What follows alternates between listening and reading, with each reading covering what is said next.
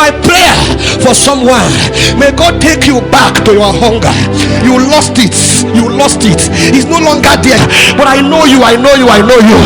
When you wake up in the morning and you can see where God is taking you, and you cry out, say, Lord, resurrect me again. Use me again. What choked your hunger, dear brother? What choked your hunger, dear sister? You are now relaxed. No more passion. You told us you are touching the world. What has happened to you? Who bewitched you? You told us you are taking Jesus to the globe.